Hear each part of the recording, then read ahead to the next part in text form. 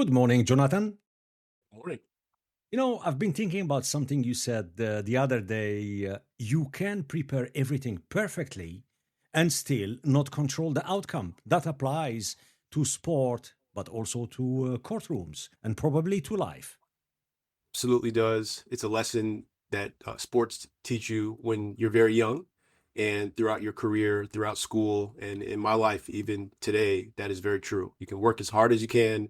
You can be the absolutely most prepared person in the room, whether that's a courtroom or a basketball court, and the outcome ultimately can be decided by another person or by fate. Absolutely. So today I want to explore that tension, particularly preparation versus uncertainty, and what separates people who handle it well from those who don't. This is going to be interesting, Jonathan.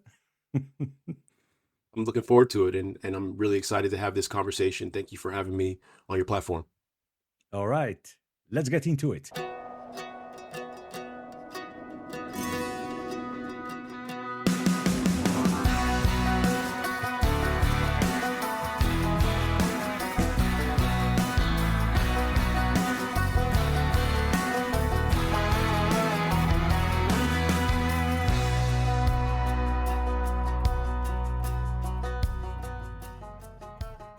The following is a conversation with Jonathan Osborne, former Division 1 athlete and federal prosecutor turned high stakes defense attorney. This is Pre-Zero Sports Talk podcast, and I'm your host, Sid Bensalah. Today, we delve into the intersection of sports, law, and leadership to uncover genuine stories and insights that truly matter.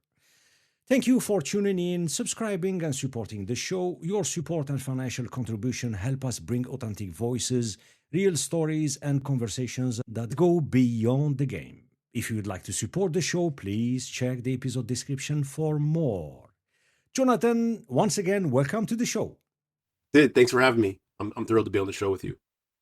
You've had a unique journey, Division 1 basketball, federal prosecutor, now advising people in some of the most high-pressure situation in business and sport. Let me start simple.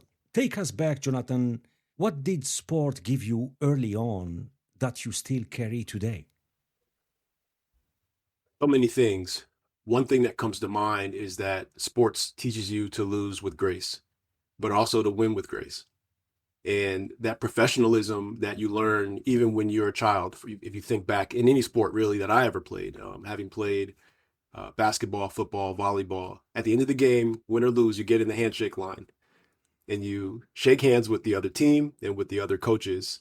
And that is taught to you as good sportsmanship, but that lesson carries itself forward in life, especially when you are in a what is sometimes zero sum win loss business like I am. It's about being the most prepared, being the most talented if you can be, but recognizing that if the ultimate score at the end of the game doesn't favor you or your client, you still have an obligation to carry yourself with dignity and with class because the system requires that, but also your client deserves that. Yeah. What did basketball teach you and still shows up in your work today? So my basketball career was an interesting one. As a kid, probably through my junior year of high school, I didn't really fantasize about being a professional athlete. What I thought about was becoming an attorney one day. When I was a junior in high school, we moved to Las Vegas and I went to a large school where a lot of my teammates were getting recruited by big colleges. And so I had the benefit of college coaches coming to see my teammates and a few of those coaches taking interest in my game. So when I ultimately chose to go to UNLV and started my basketball career there, I was very excited to do so. And it ended up being a great experience for me.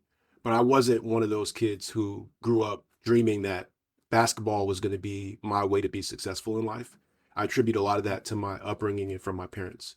But to answer your question, basketball taught me that sometimes I would be the most talented and the best player on the team or on the court, but that sometimes I would not be. And Right.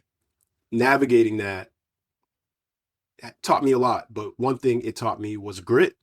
One thing it taught me Mhm. was patience. But maybe the biggest lesson that it teaches you is humility, because there's always someone taller, faster, who can shoot better, maybe even with better luck. better genes, more money, but all you can control is your preparation and your performance to the extent that you can predict the outcome of your performance. And like we talked about a few minutes ago, you can be the most prepared and the most talented and still lose. The March Madness teaches you that every year, and it's going on now.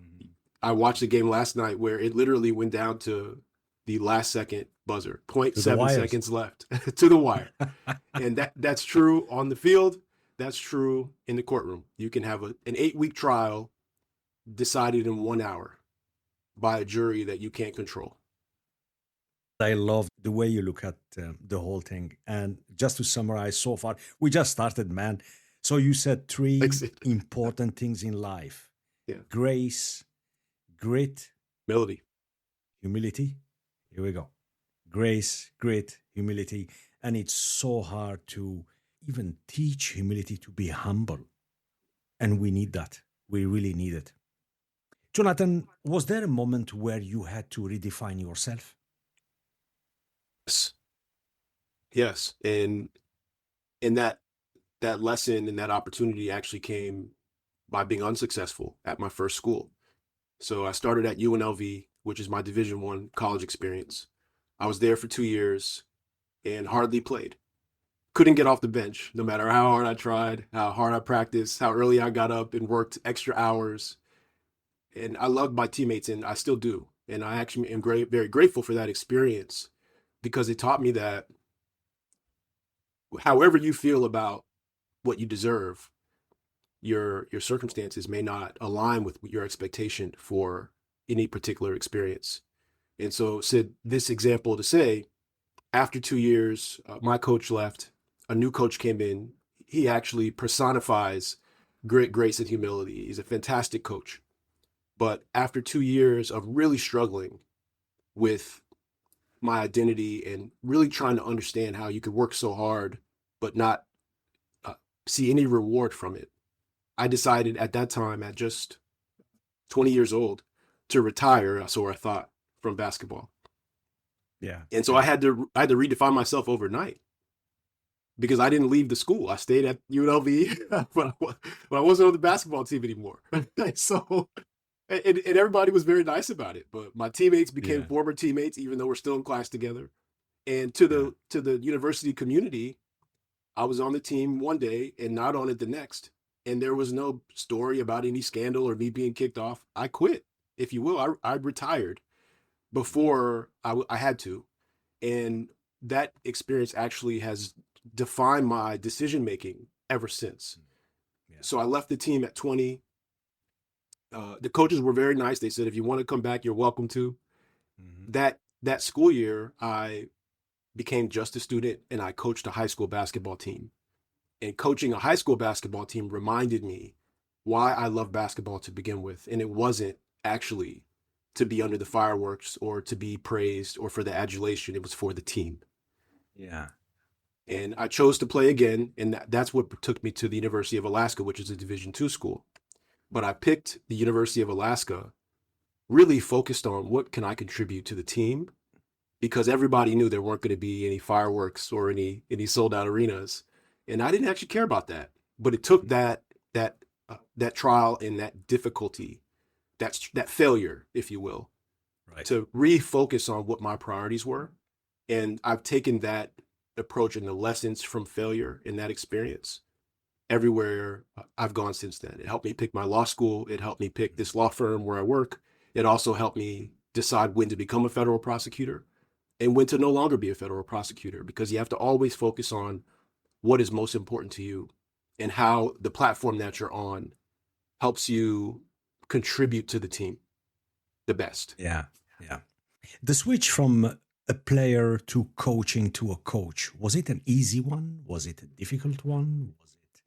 Because here we go from being on a court, playing a game, to leading a game as a coach. I think it can be difficult. It depends in a person's trajectory, how they end up transitioning from player to coach. So I was a basketball player, but I was an unhappy one because I wasn't playing when it mattered, which was during the games. I was playing great in practice. Were you frustrated at the coach? Sitting on the, You know, Sid, it's been a long time. I yeah, don't remember actually being angry or frustrated with my coaches because my teammates were all very talented too. I was right. sad. I was more Yeah. so sad that I wasn't able to contribute more and that my hard work, or at least what I perceived to be my hard work, wasn't being rewarded. It was like, it felt like, you're asked, and this, I'm sure this is true of athletes today. You're asked to wake up every morning and go through everything else that the rest of your team is going through. And game after game after game, you don't get a chance to show everyone what you've been working on. Yeah. Right? It's hard. It's hard. Yeah. Yeah. Yeah. And It's and hard. so my transition to coaching was not difficult because I had in my mind at that time decided I wasn't going to play anymore. And I was happy to become a coach and to pass on what I had learned and to help kids get better. But those kids reminded me, one, that I was still a kid myself, but two, why I love sports to begin with. And that's what inspired me to get back in the game. Really, just Mhm. 1 year later, I was out for one school year and then got back in the game. And I'm so grateful that I did. Fantastic. Why do athletes tend to perform well in business and maybe in law as well, like yourself?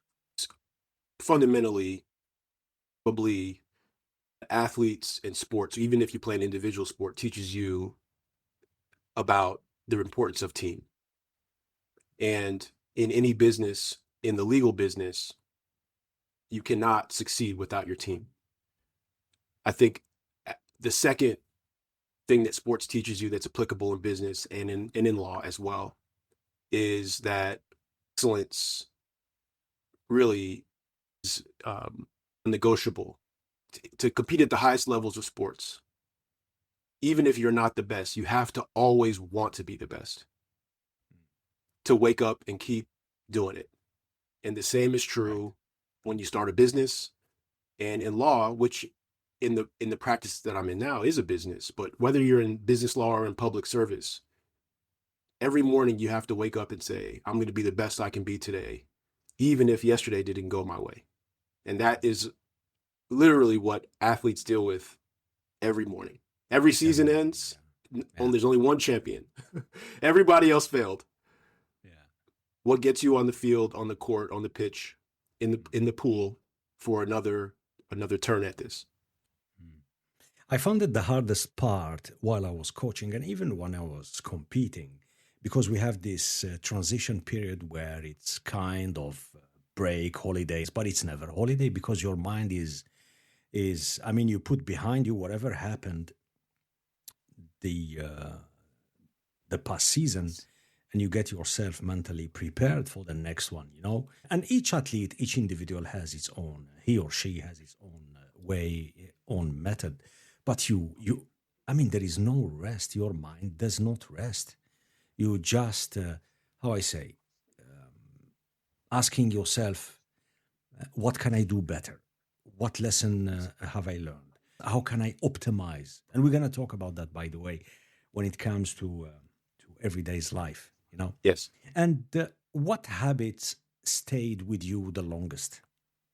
Uh, the mind and body preparation for competing at a high level. So how that's manifested in my life is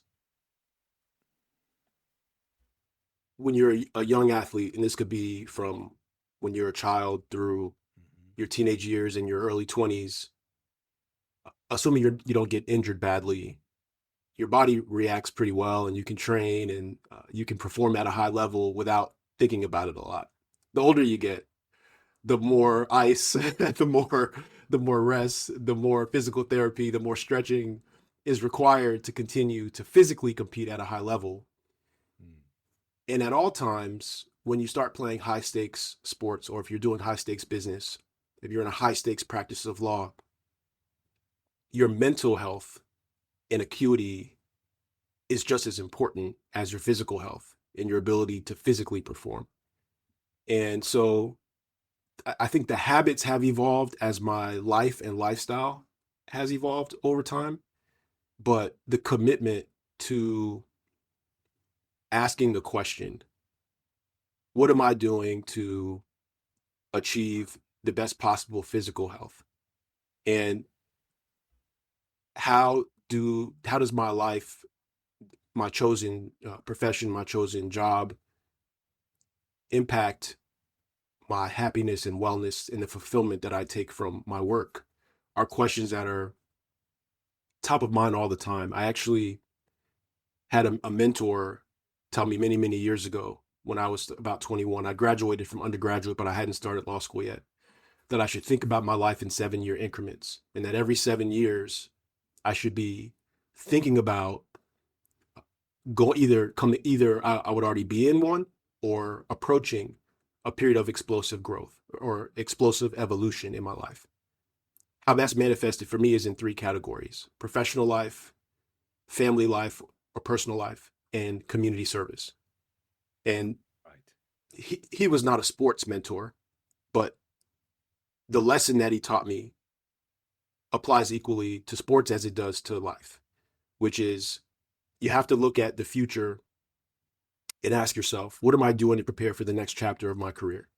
Whether that's on the court or in business or as a thought leader on a platform like yours. What can I do today to be the best I can be today, but also recognizing that tomorrow is going to bring new challenges that I have to be prepared for. Right. You prepare, but we don't control the outcome. How do you deal with that mentally, Jonathan? So at this point in life, it seems like it probably comes naturally to me, but You don't it's think about it. because I've been doing it so long. Yeah, yeah. Practice doesn't make it easy. It just makes it easier to remain calm in the midst of chaos. The chaos is still chaotic, and it still keeps me up at night, and it still sometimes wakes me up far earlier than I want to be awake in the morning. But the ability to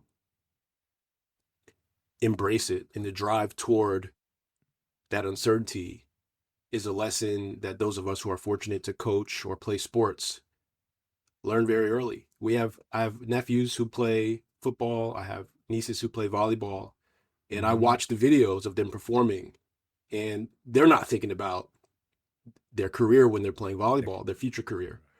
But every time that ball goes over the net, that's chaos because you have no idea what's going to happen next or where it's going to bounce or how the referee is going to rule. Yeah, yeah. Especially volleyball, it has exploded. The women's volleyball, but it's not only in the US, everywhere, Yes.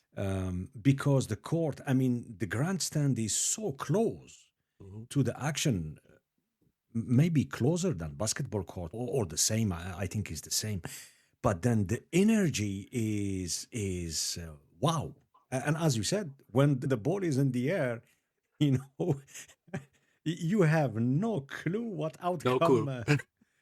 No, absolutely no clue. It's and that's the beauty. That's Agree. absolutely the beauty.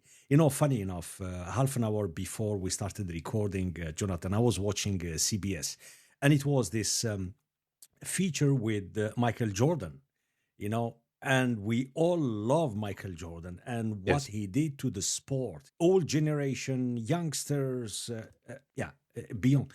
But then he got himself involved in NASCAR, and he's been winning, Yes. non-stop. Yes. And that feature was about Michael, the person, and the winning mentality. Michael is basketball, Chicago Bulls or whatever, but then kind of transferring that achievement into a completely different sport and motorsports, which is hard. It's unbelievable. And the way he was talking with Gail on CBS was only a short clip because they didn't show the entire documentary. Again, with grace and humility, and as you said earlier, Jonathan, which is amazing, absolutely amazing. Yeah. Thanks. One thing Michael Jordan, I remember this even from being a kid. One thing that his commercials used to talk about was how many game-winning shots he's missed, how many times he's failed. And one of the lessons that is still taught about Michael Jordan is that he didn't make the varsity basketball team, I believe, his sophomore year. Yeah. And we actually have a kid's book at home that I've read to each of my children. The oldest is 5. The youngest loves this book. He just calls it the Baba book. And I actually read it to him last night. And the last page of the book, it talks about Michael Jordan's career basically through the 2 times the Chicago Bulls had 3-peat championships. But the last page of the book talks about how Michael Jordan succeeds because of all the times that he failed and didn't give up. And that lesson is taught to us every day, whether we're thinking about it or not. But Michael Jordan has had, I'm sure, business ventures that did not go as well as NASCAR's going, and Yes. has been a famous person, since my whole life. Actually, he was drafted in 1984, Yeah. so I'm sure he's had private and public ups and downs. Mm. But the reason why he continues to succeed is because he doesn't give up. He doesn't. Have you watched the Last Dance on Netflix? Absolutely. Yeah.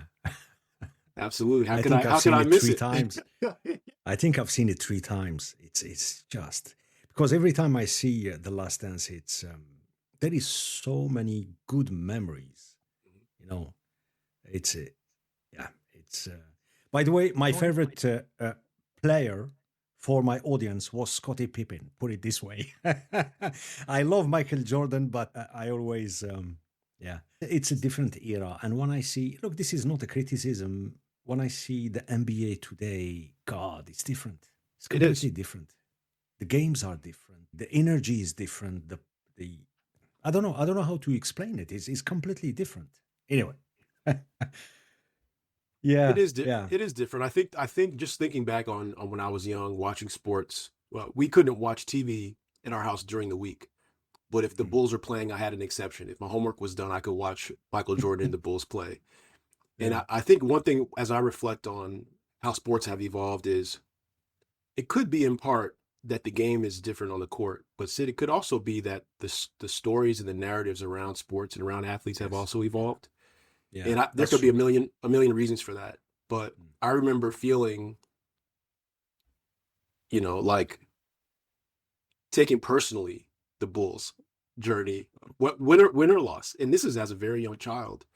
And I used to watch, I had a series of VHS tapes that were like basically contemporaneous Michael Jordan and Chicago Bulls documentaries that came in a box, like 3 or 4 tapes in a box. And I would watch those videos over and over again, thinking about how I was gonna incorporate Michael Jordan's game into my game, but I think more so thinking about my identity in the context of the stories told about the Chicago Bulls, Mm. the ups and downs, the loss of life. Michael Jordan's father gets killed.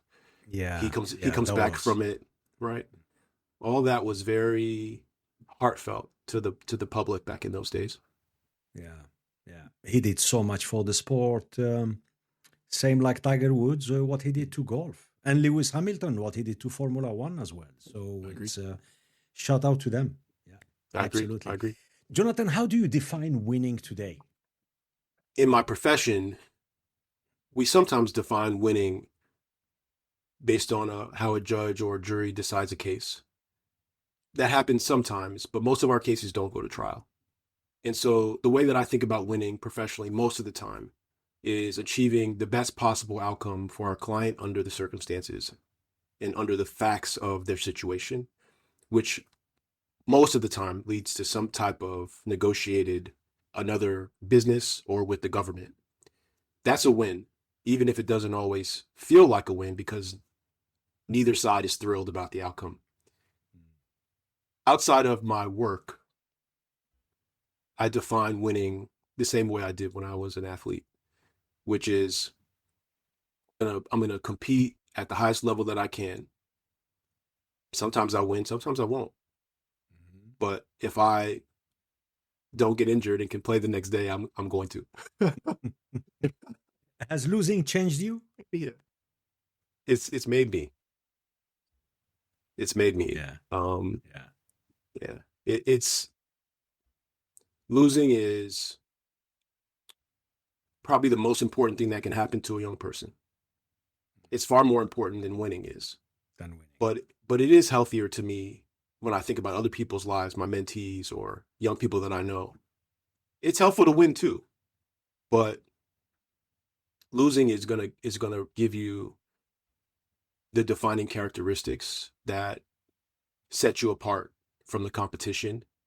I think it's also very important for us to learn how to maintain professionalism and class when you lose, because that becomes your not only your character but your reputation too. And once you have a reputation as a sore loser in sports, it may not matter if you still win, right? The coaches and athletic departments may accept a sore loser on their team, but in business and in our business, a reputation for being a cheater or someone who mistreats others because they are upset about losing or are fearful of losing, is not an acceptable reputation and can cost you your career. Right, right. I see this tendency mainly with the youngsters and kids in general. Maybe it's because of the social media, but I see this tendency when someone has a setback or lose a game, the first thing they do is try to blame someone, instead of trying to reflect and understand why they lost, and have a plan and do better next time. Right. Uh, which is very strange, to be honest with you. Either blaming a teacher, blaming a coach, blaming your colleague. It's a mindset, it's a culture, it's yeah. Jonathan, what does servant leadership look like in your world? So thanks for that question. I've defined in my professional journey servant leadership by a few different characteristics. The first one is one we've talked about today, which is a team mentality. The second one is a commitment to excellence for yourself and your team. The third is humility. The fourth one is indispensable, and it actually is something that requires more attention and more work than some people realize, which is vision. You can naturally have a vision, but as you progress in life, in order to continue being a visionary, you have to actually practice that too. You have to spend time thinking about the future and the possibilities for yourself and for the organization that you serve. And then the last quality of a servant leader is mentorship. The best leaders I've been around are people who are mentors, but also who have accepted mentorship from others who could be senior to them, who could be at their same level, or who could be junior to them, but have a different set of life experience that you can learn from. And I've seen some of the best leaders lead from the back of the room. I've also seen some of the best leaders lead from the stage, and embracing the possibilities as a leader in whatever scenario, as the public leader of an organization or the behind the scenes person getting the job done that gets no recognition, are equally valuable. How do you lead when you're not the strongest voice? Lead in silence, by example, with no voice. And you can by lead example. Yeah, absolutely, absolutely, by serving, by finding ways to help. And sometimes, even when your voice is not the loudest voice, going to whoever's voice is the loudest voice in private to give them your feedback, to give them your ideas. Back, you spoke earlier about switching or being a basketball player, and suddenly you turn as a coach. Those youngsters, was it easy to gain trust as a coach, as a leader of a team, or it took time? In those days, it wasn't that difficult because I was actually pretty close to them in age, and they knew I was a good basketball player. Right. So they were in high school. Let's say they were probably 15, 16 years old, and I was 19 or 20 years old. In your 20s, yeah. Yes. So we had a natural rapport, I think, because we were close in age, but also because I could play still. So they were, many of them, looking to get better. From what I remember, we didn't have, a team of people who were expecting to be NBA players themselves. They were kids who loved sports for the same reason that I love sports, which is for the athletic competition, the challenges of trying to get better every day, and at bottom, the family that is created by your team. And they reminded me that that's what basketball was about for me. And that's what led to a lot of decisions that I made after that season. Right. Let's shift gear and talk about pressure and performance. What kind of pressure did you face as a federal prosecutor? It's a great reflection as I think back, and I appreciate that question. As a federal prosecutor in our district, so I practiced in South Florida, and my office was in Miami, where we have always had a good deal of violent crime, a good deal of organized and very high level drug trafficking and money laundering, and other cases that involve financial fraud as well, and as well as national security. I never handled national security cases, but for the other three categories, I handled a number of those matters. And so the pressure really manifests in probably three ways. The first is the pressure, if you see it that way, of being the person who's tasked with keeping the public safe. So you're entrusted with decisions that will impact first the victims of crime. That's who you're always thinking about. And then they also, though, will impact the lives of people who you authorize to be arrested and who you elect to charge with crimes and who ultimately many of whom go to prison. So the first pressure is to protect the public and to do the right thing along the way. When a case goes to trial, then there's the pressure of performing well at the trial. I remember as a prosecutor being very focused on really following the rules of procedure and the rules of evidence, so as to not cause a case to be derailed because I made a mistake. And so there's some pressure there. And then for any trial lawyer, when the jury is deliberating, there's the pressure of winning and losing because at that point it's out of your hands. Yes. And I think the best prosecutors prosecute and charge what we call righteous cases. And they see them through trial, but ultimately the jury is in our system for a reason. The jury decides who's guilty and who's not guilty. The prosecutor does not. Yeah. So that was pressure in a way, but I think if you're prepared and if you have the perspective, at least that I had, the pressure is somewhat alleviated because, you know, once you put that case on the right way, it's out of your hands. Just like when you shoot the ball, whether it's a three or the gentleman from Purdue last night shot a layup and missed it, but then his teammate tipped it back in. It's the same. You let the ball go and it's out of your hands. It's out of your hands, yeah. So there is some kind of similarity between a courtroom and the sporting arena or basketball court. So, yeah. How do you stay composed, Jonathan, when you feel that pressure on? Yes. Yeah. At first, when you're learning, you lean back to your days in sports. So the first time you go up to a podium to give an opening statement, the first time you go into court and make an argument before a judge, the first time you make a closing argument before a jury, the first time you're thinking, I can do this because I competed in all these other arenas before, and I either did well or at minimum I survived it. Right.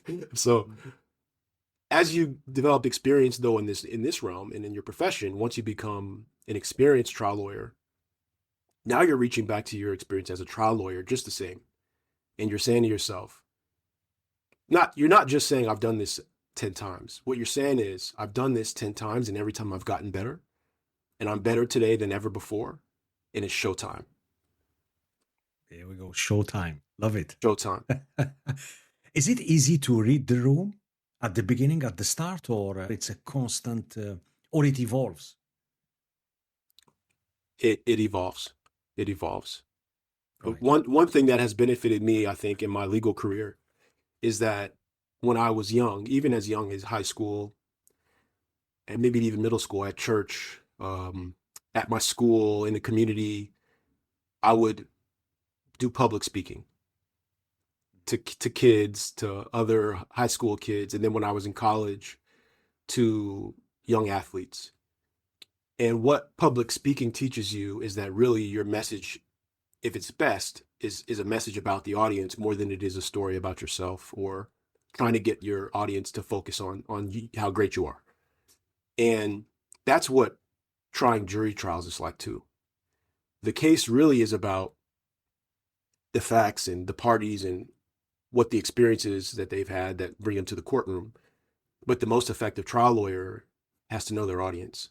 They have to focus on your audience and convey your message in a way that they will understand it, in a way that, if you're fortunate, they will be persuaded. So to answer your question, reading the room is an evolution that for some people maybe starts when they graduate from law school, but for me started when I was a child. When you were, yeah. Thanks for sharing. Of course. Thanks for sharing. You said that you do your best when we were talking about the pressure, making sure that the public, when it comes to safety, the public are protected and so on and so forth. But the decision, it's for the jury to decide. So it's out of your hand. You know, when the decision is given, how do you handle decisions that affects someone's life or reputation As a prosecutor? as a prosecutor? Yes. So I've had jury trials as a prosecutor where we won. I've had a few where we did not win. And Sid, to be transparent, I handled each the same. Right. I shook hands with my opponent, oftentimes with the defendant as well, if that was a possibility. Mhm. On the way out of the courtroom, I greeted their families, whether we prevailed or did not prevail, because it's not about me. During the trial, the showtime may seem like it's about the lawyers, but it's really not. And so I don't know if you saw, but Rick Pitino, St. John's beat Kansas on a buzzer beater last week, and No, I Rick didn't see Pitino. that. No, I didn't see So that. No. yeah, so watch if you get a chance, watch the clip. Okay. Yeah, I will. St. John's I will. wins on a buzzer beater, and Rick Pitino's facial expression doesn't change at all. He just walks to the line to shake hands with the other team and walk off the court. Mhm. And that's exactly, I mean, a lot of coaches may disagree with that approach, but for a trial lawyer, that is exactly what it should look like. No, but that's the beauty of sport. Sorry. We've been taught and we've been teaching the little ones and any athlete, any team from grassroots all the way to elite. The minute you lose, you go out there and you look at your opponent in the eyes, you have to mean it and shake hand. Right. It's non-negotiable. And if you don't do it, yeah, we are all human, so the adrenaline is rushing like crazy in our veins. But then when you cool down, you go again and shake hand and congratulate. That's how it is, you know.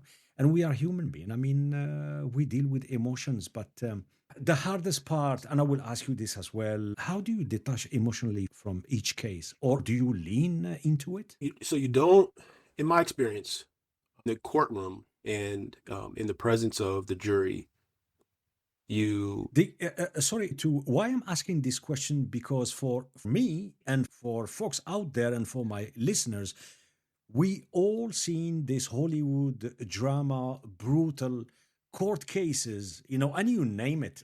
There is millions of them out there, but there is always the hero, the villain, you yeah, know. But it's brutal, Jonathan. It's absolutely brutal. But in reality, is it like that? it can be like that in reality.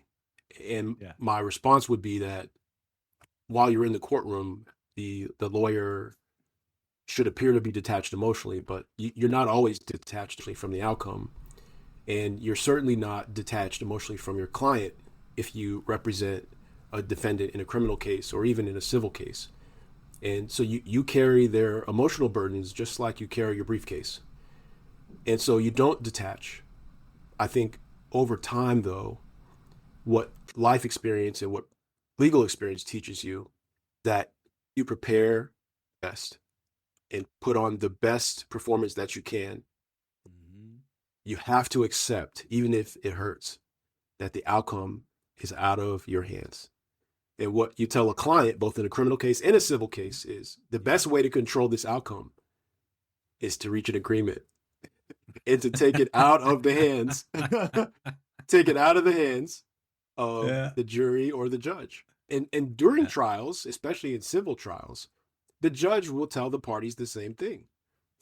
The judge, before you pick the jury, during the trial, and before the jury deliberates, will say to the parties, you understand that if you don't go across to your former business partner and figure out a way to resolve this, that these jurors over here are going to make a decision for you, right?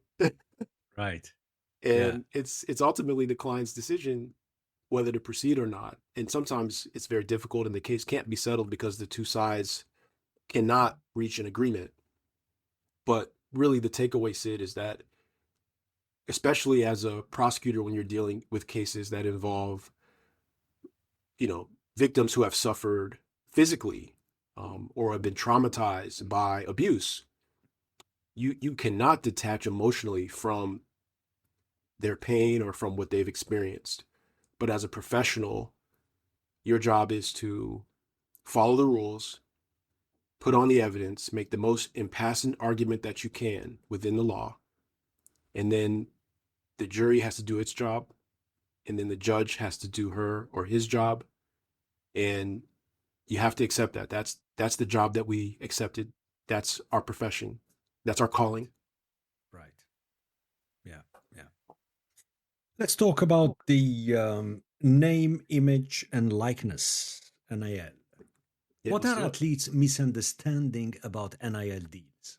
The litigation, Sid, that I've seen around the country between athletes and their schools or athletes in the NCAA, I think what athletes and their families misunderstand is the same thing that a lot of business people misunderstand about NIL agreements, which is that they're contracts and that the party with the most bargaining power strategically puts things in contracts if they can that are going to benefit them.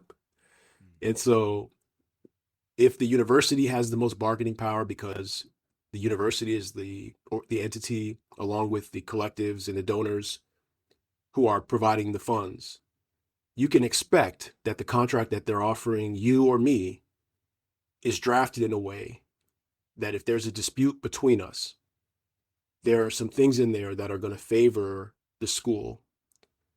You can't always negotiate those things out of a contract because maybe a student doesn't have any alternatives, or maybe all the universities are offering essentially the same type of deal. But when a dispute arises, both in sports and in business, an example of a part of a contract that is very important is where will the dispute be resolved? Will the case go to arbitration? Will it be resolved in court? Will it be resolved in court in the state where the university is located? In the community where the athlete is from? And who pays the attorney's fees at the end? These are all... It's complicated. It is. And it's so complicated, Sid, that a lot of very, very sophisticated business people go into contracts every day without really focusing on those terms. And a month or 6 months or 10 years later, when the circumstances change or the relationship sours, they come to see me because they realize that the contract that they signed a month ago or 10 years ago doesn't protect them in the event of a dispute with this other contract party who used to be their friend or used to be their business partner or used to be their spouse. Right. And that's where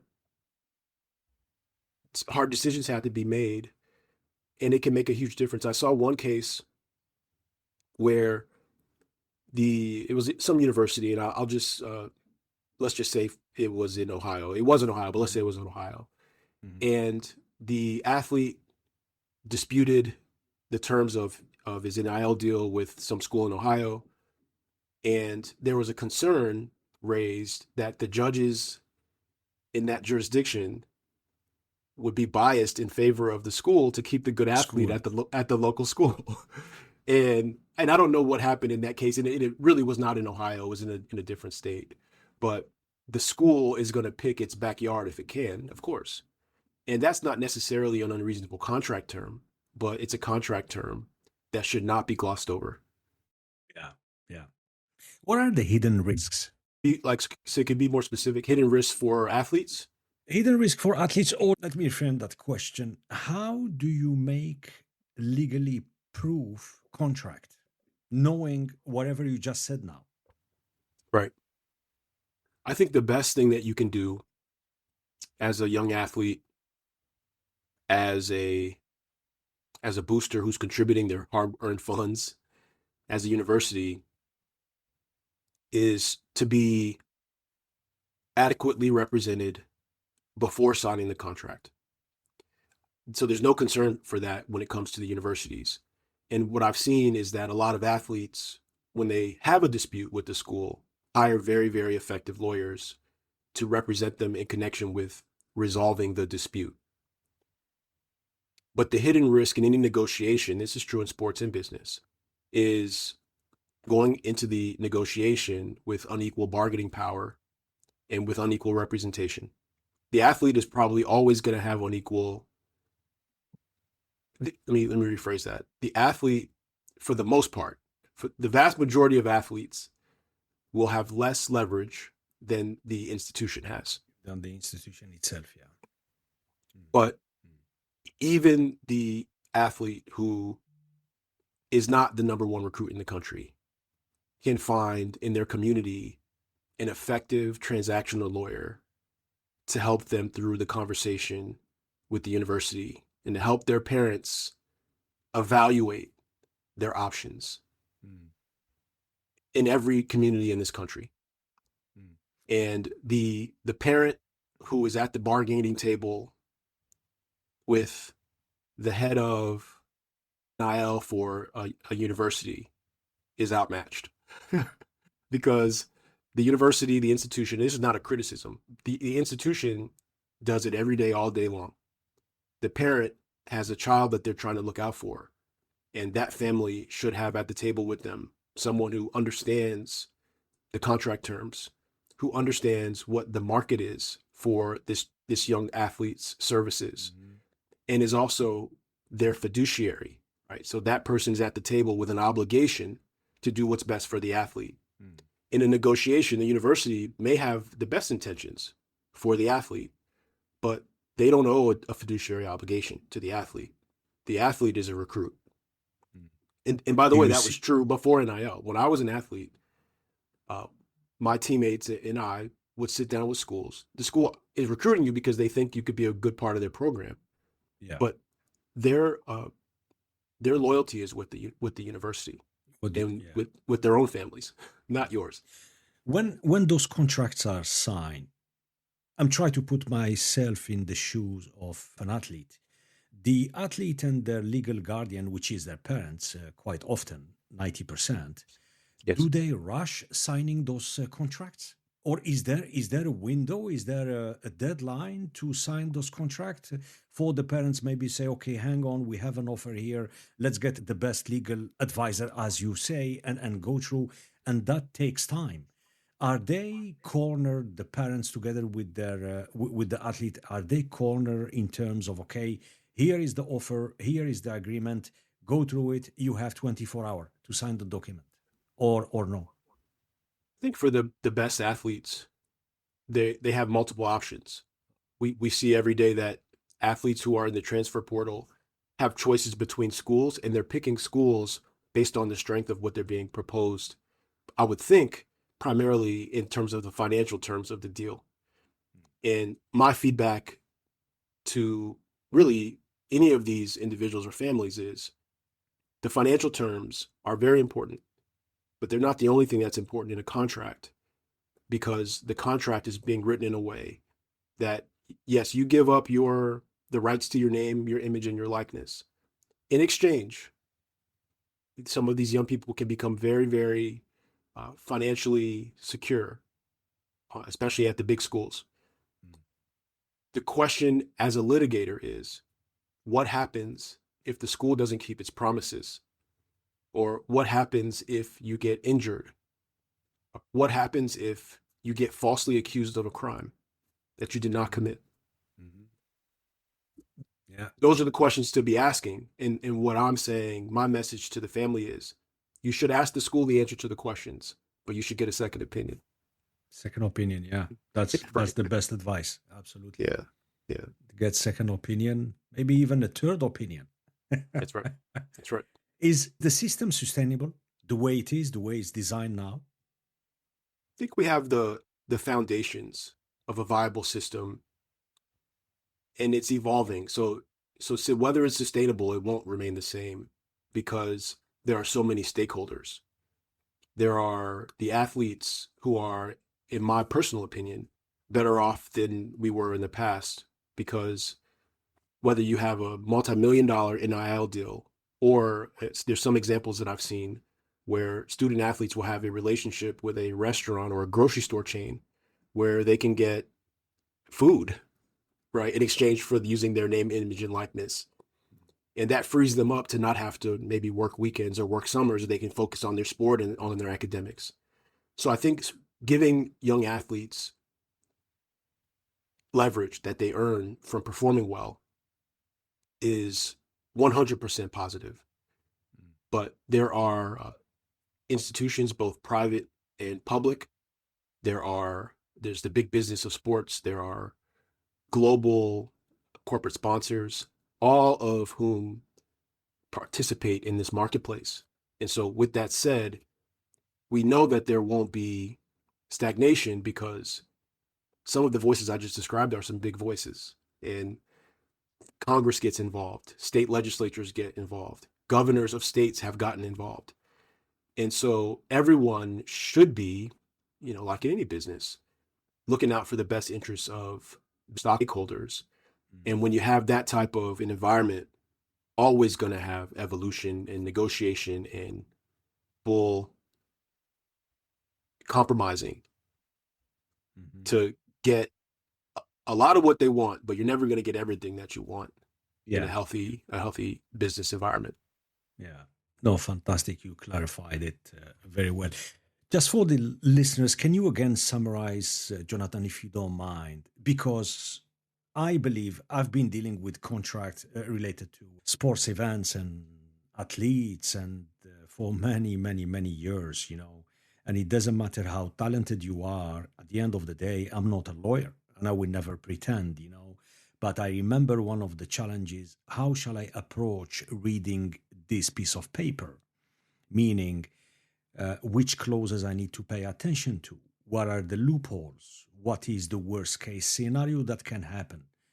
So I always put the stuff, and how do you protect your team, your organization, and so on and so forth, and trying to minimize the risks.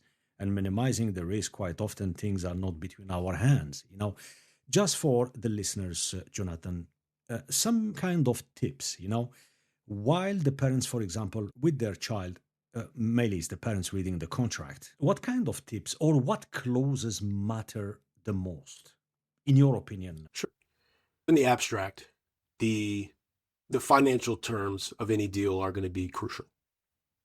The second term that is very important is the term. What is the length of time that the parties are contractually obligated to whatever they're promising that they're going to do? To use an NIL example, for how long does the school have the right, maybe the exclusive right, to this young athlete's name, image, and likeness? Is it an exclusive deal to where the athlete can't market their services with other companies and with other potentially competitors of the university? Third, there are these terms in a lot of these contracts. They're also in CEO contracts and coaching contracts, about essentially morality. So Right. what are the terms of the morality clause that's being offered? One thing we've seen in sports in particular is allegations of whatever kind made against a coach, made against an athlete, made against an athletic director. What you've seen probably like I is the person's immediately put on suspension while the institution investigates. I oftentimes do those investigations on behalf of companies. But what does that do to the athlete's rights under the NIL deal? What does that do to the coach's right to compensation under his or her employment agreement? While we're figuring out whether the allegation is even true, sure, you can suspend me from being on the sidelines, but can you also stop paying me? Yeah. Another one, and this is the one I spoke about earlier in our conversation, is the dispute resolution provision. And this is in every contract. Every contract has one, from whatever license agreement you sign when you get an iPhone, to when you sign up for Wi-Fi at your house, when you board an airplane. What happens if we break up? is a crucial question. Where will we go to court if we're in court at all? If it's arbitration, what are the rules that will govern the arbitration? Who will pay the attorney's fees if you win? Who pays the attorney's fees if I win? That's really important.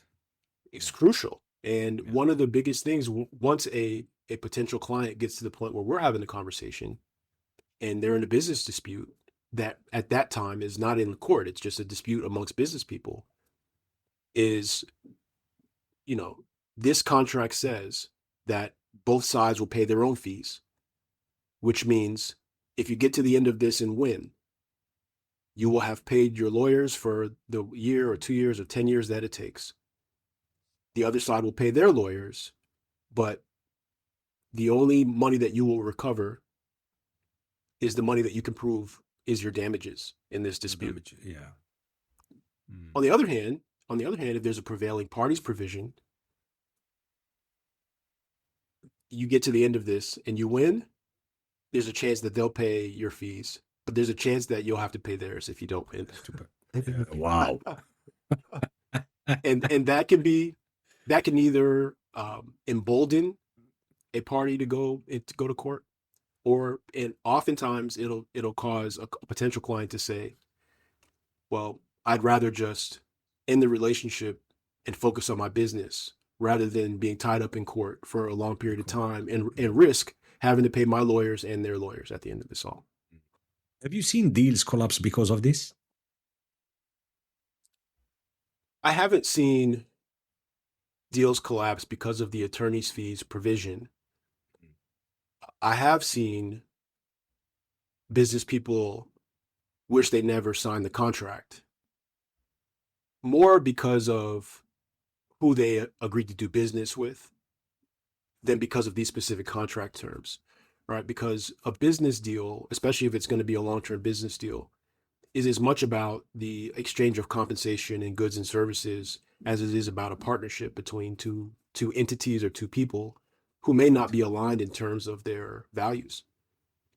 And you get to the end of it and you realize sometimes that the person that you agreed to do a contract with is not a good person, which means if we go to court, you can expect them to continue not acting like a good person. And that causes the cost of litigation to skyrocket oftentimes.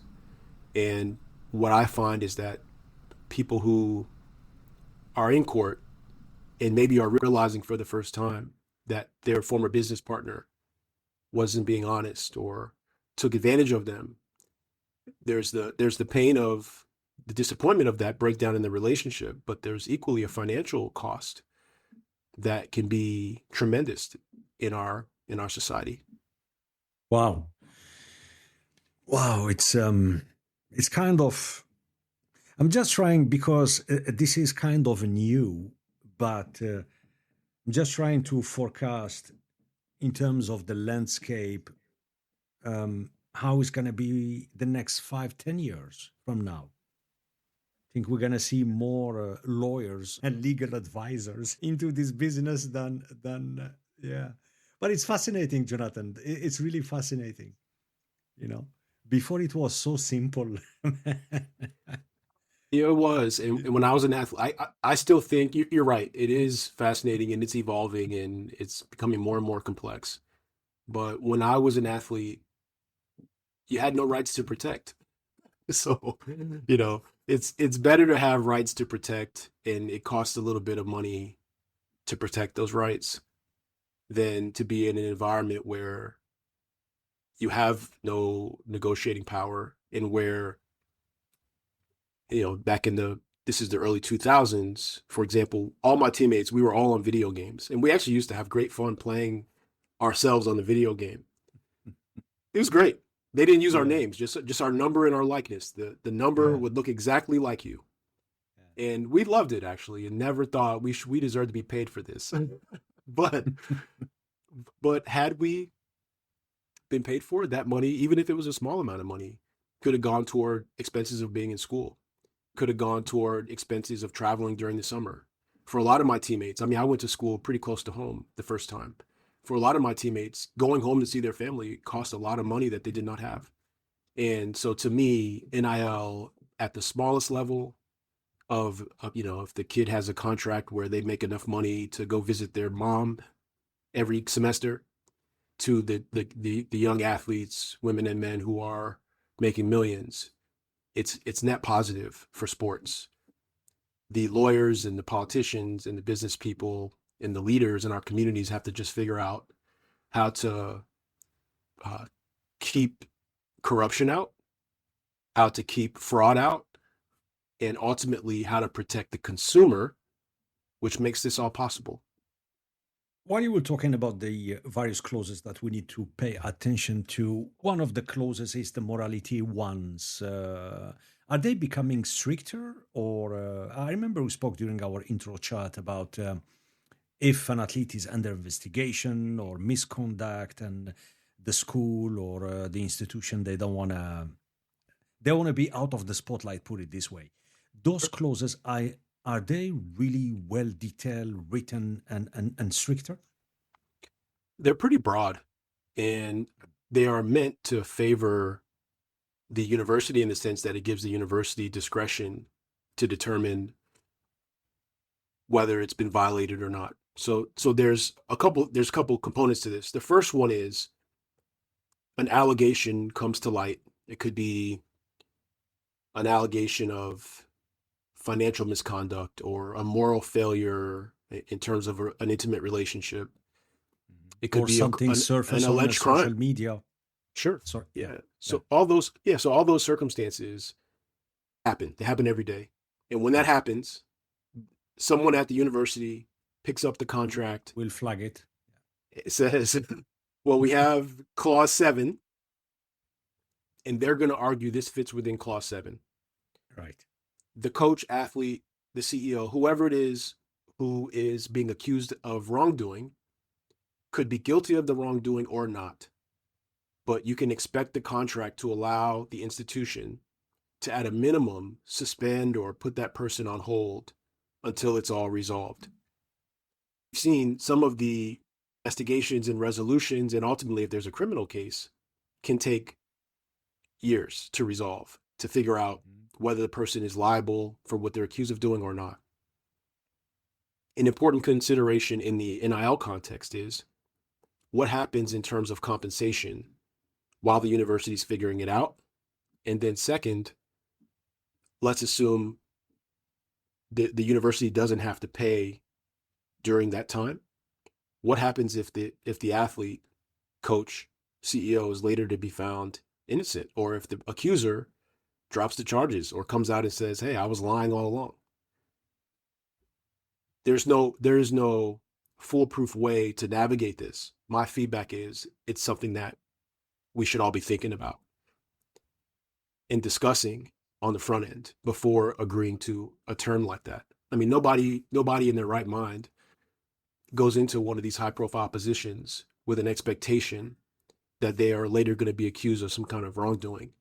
So maybe people don't focus on these provisions, but they matter. And they exist not only in college sports, but we've also seen them in professional sports where owners, for example, of teams in the NFL have been accused of different types of wrongdoing.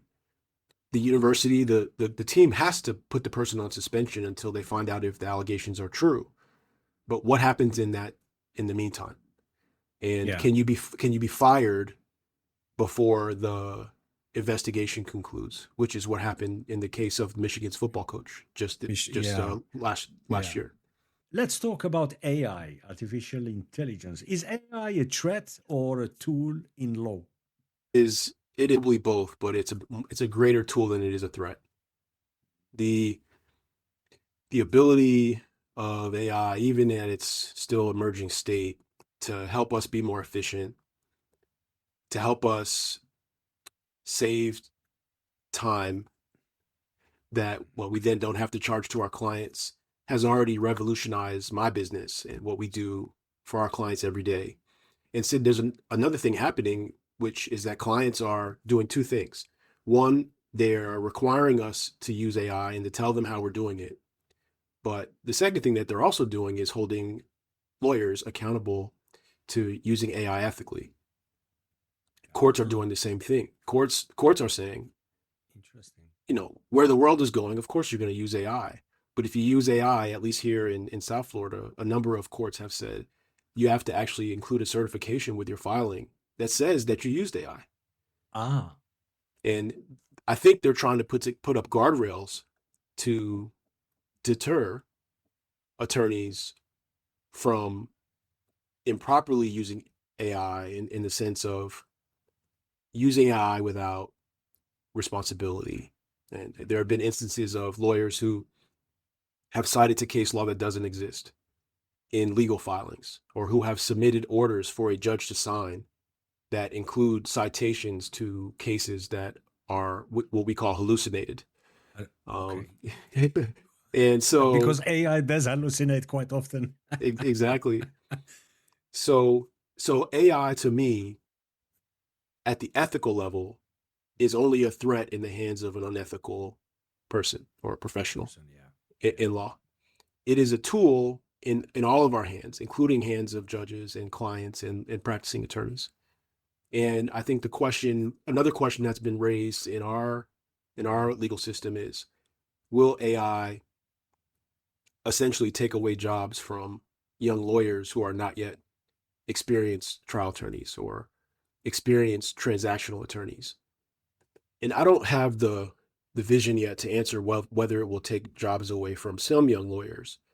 I think that the best young lawyer will look at this as an opportunity to become the best at using AI to optimize the practice, using it to make their colleagues' jobs easier and to make life easier for the judge, while at the same time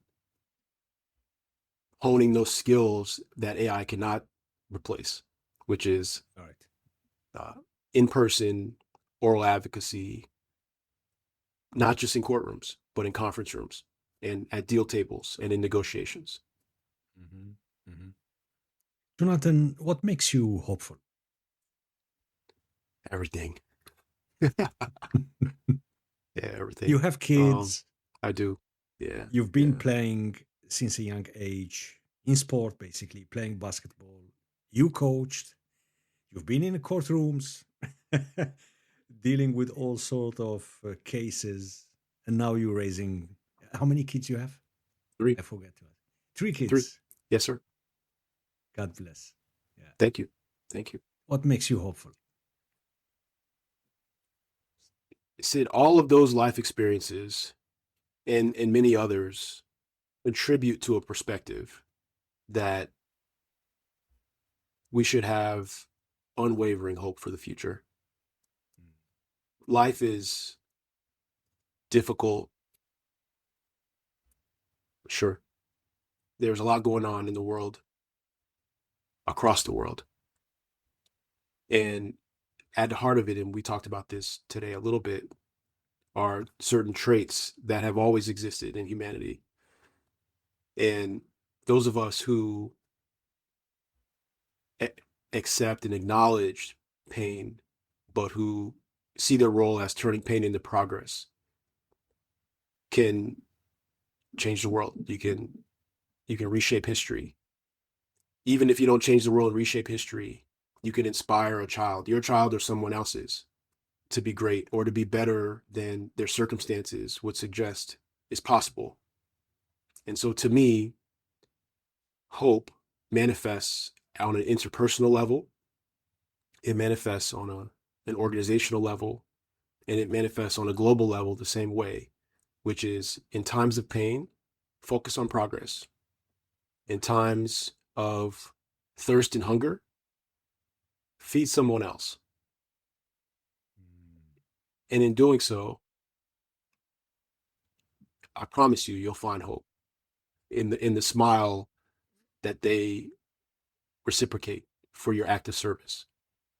And I haven't felt suffering recently, but I've seen it many times in my life.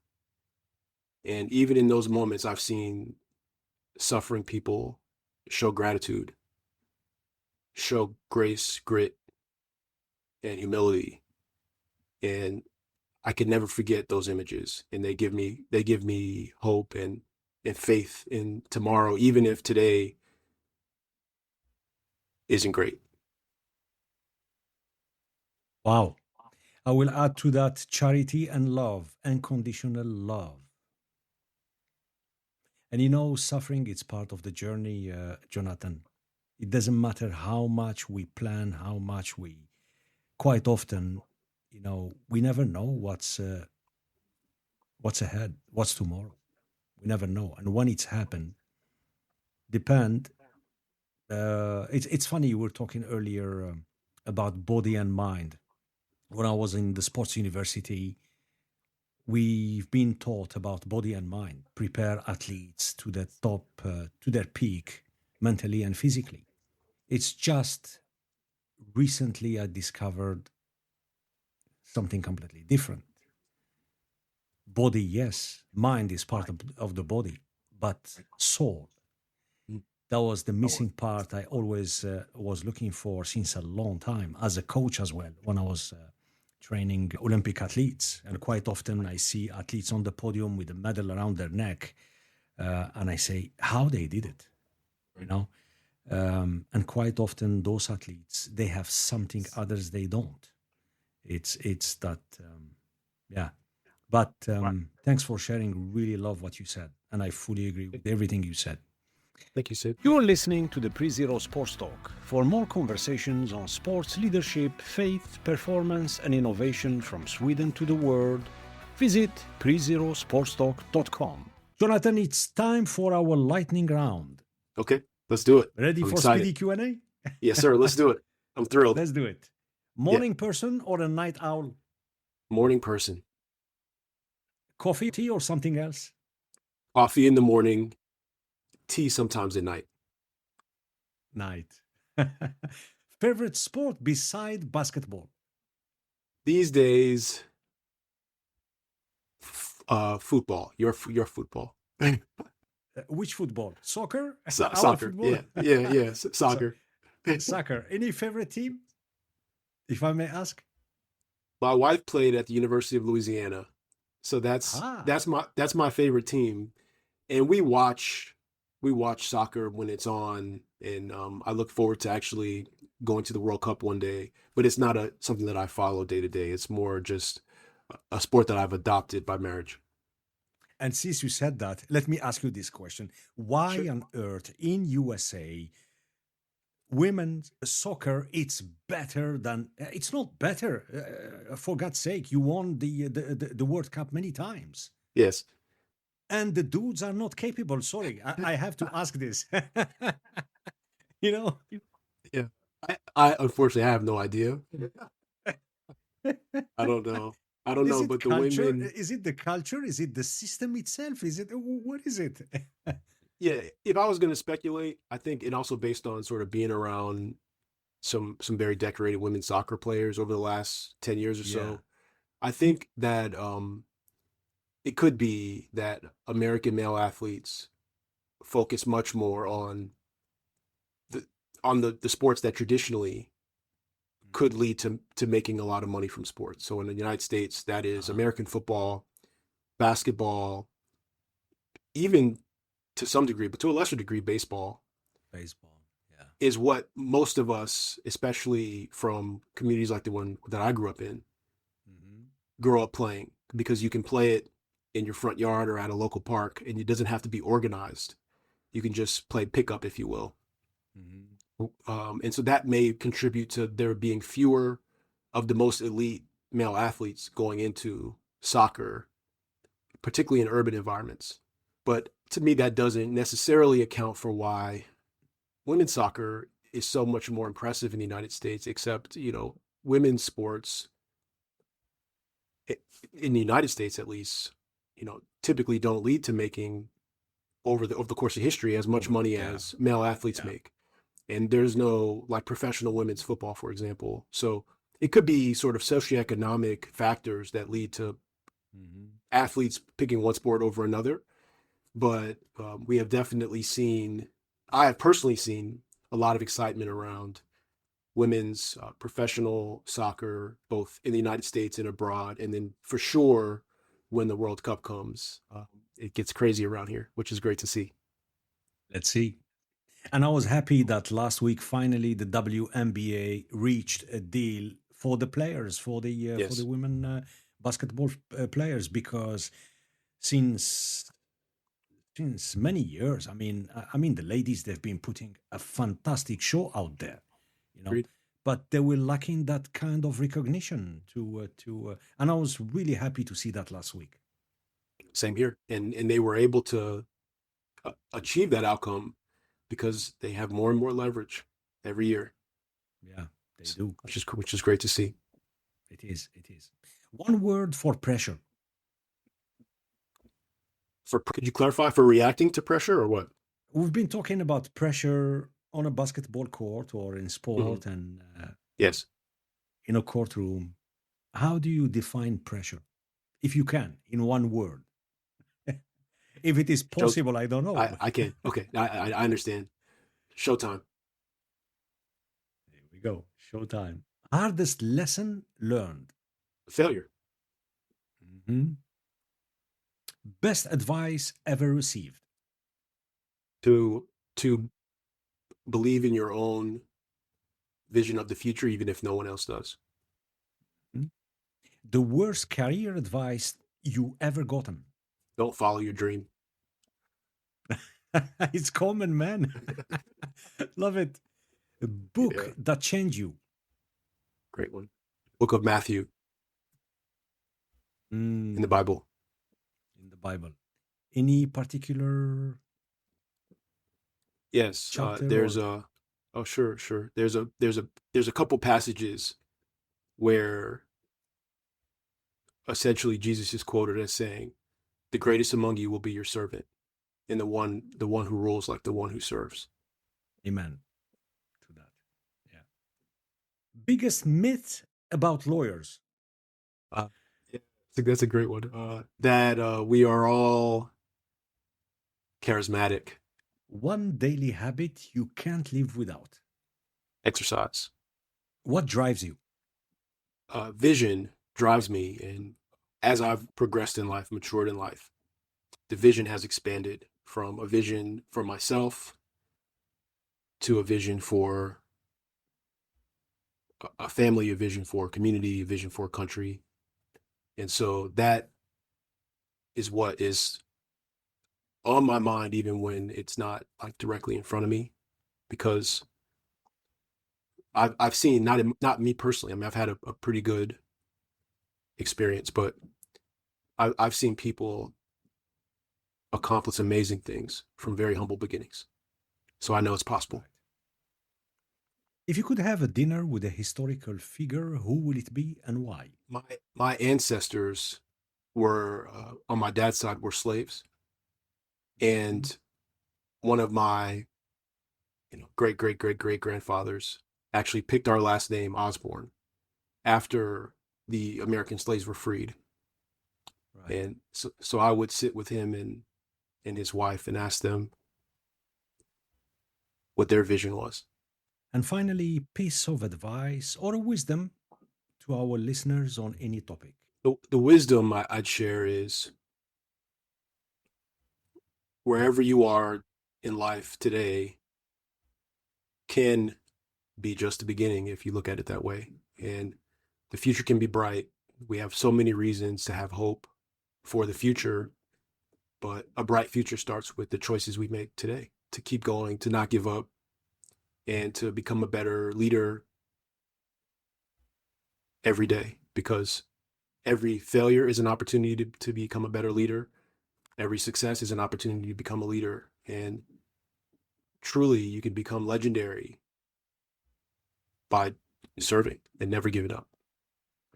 Jonathan Osborne, thank you very, very much for joining us today. It's been an absolute pleasure having you on the show. Sid, the pleasure has been mine. I really have appreciated the opportunity to spend some time with you. I've also, since we met, had the chance to watch a lot of the really great discussions that you've had with people from around the world on your platform, and you're really making a huge difference and have inspired me to be better and also to be great. And so I thank you for that. You're welcome. And Jonathan, before we wrap up, can you share how can people connect with you if they're looking or seeking for legal advice?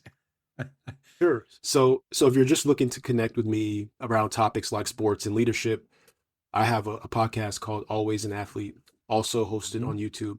We release episodes on every other Thursday. And for legal advice, you can find me at josborne@gunster.com or on our website, which is gunster.com. If you Google my name and attorney, you'll find me. Right. And we're going to put all that in our show note. And to our listeners, I leave you with this quote from the one and only Vince Lombardi. The measure of who we are is what we do with what we have. We want to thank you for joining our show. If you enjoyed this episode, we have more for you. You can now watch the entire episode on our YouTube and Spotify channels. While you're here, subscribe and don't forget to tap the bell. Visit prezerosportstalk.com to explore more conversations on sports, leadership, faith, performance, and innovation. From Sweden to the world. Until next time, stay curious, stay inspired, and make a difference. We'll see you soon. Take care.